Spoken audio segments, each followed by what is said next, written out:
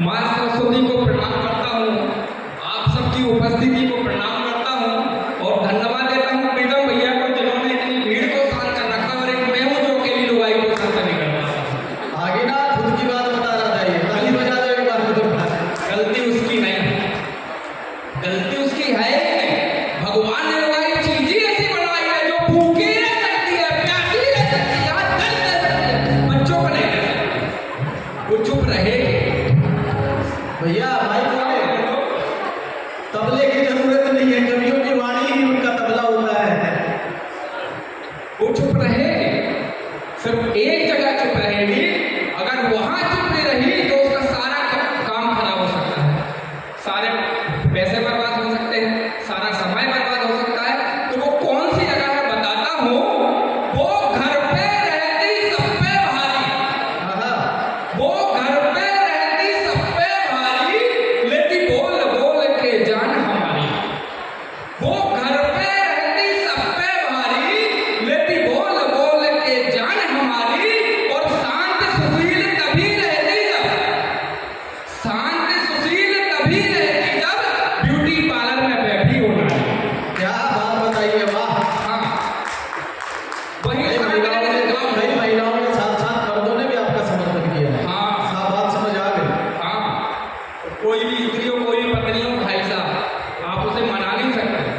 वो कम मानेगी, बताता हूँ कि हर एक वक्त रोने का हो, सुख चैन चाहे खोने का हो। हर एक वक्त रोने का हो, सुख चैन चाहे खोने का हो।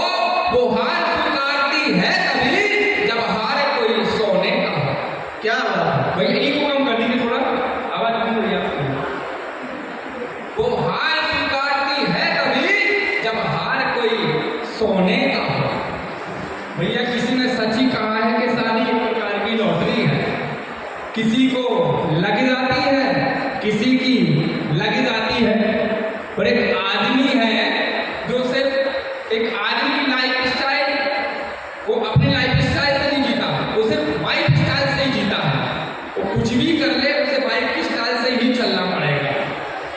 और दुनिया आपकी जितनी मर्जी तारीफ कर ले, लेकिन लुगाई की नजर में आप वो पति है जो भगवान किसी को ना दे।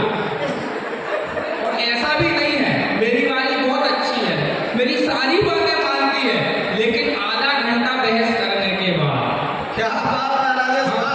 ताली वाली बजा के उपस्थिति दर्ज कीजिए, लड़का बहुत अच्छा पढ़ रहा है, वाह। अभी ये श्रृंगार के कभी कभी फ्री बैठे हैं, ये आएंगे प्यार मोहब्बत की बातें करेंगे। तो भाई साहब मैं बता दूं, मेरा तो प्यार मोहब्बत से दूर दूर का कोई लेना देना नहीं। जो ऐसा कहते हैं उनका ही पास का लेना देना होता है भाई साहब। प्यार सबसे नफरत है। क्यों?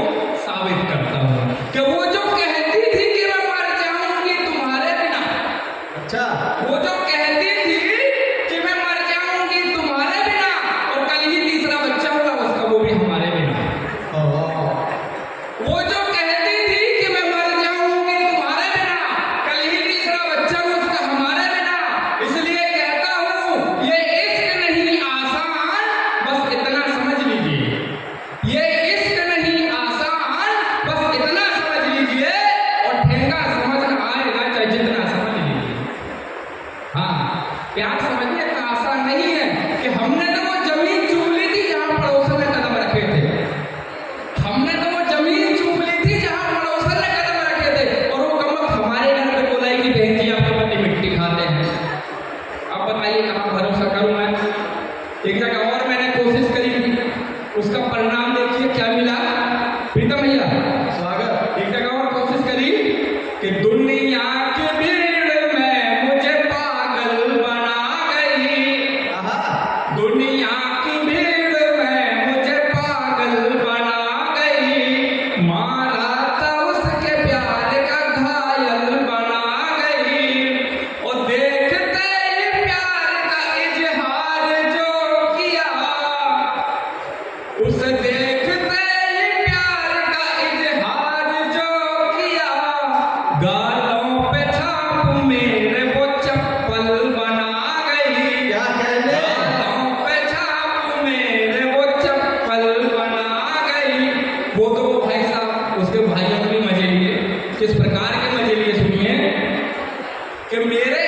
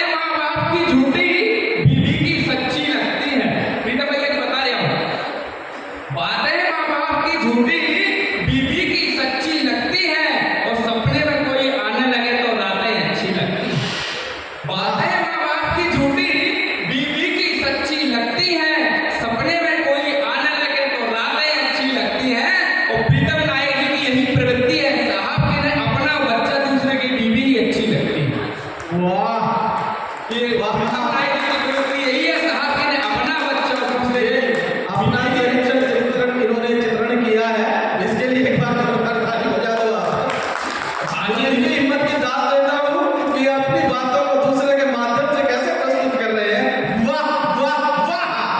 आदरणीय वृक्ष को दादा बैठे हैं, ज्ञानी हैं, अनुभवी हैं। एक दिन मैंने इनसे पूछ लिया, मैंने कहा दादा प्यार शादी से पहले करना चाहिए बाद में करना चाहिए? मैंने पूछा, मैंने कहा दादा प्यार शादी से पहले करना चाहिए बाद में करना चाहिए? दादा बोले गुरु ऐसा है कभी भी कर लो पर बीवी को पता नहीं चलना चाहिए।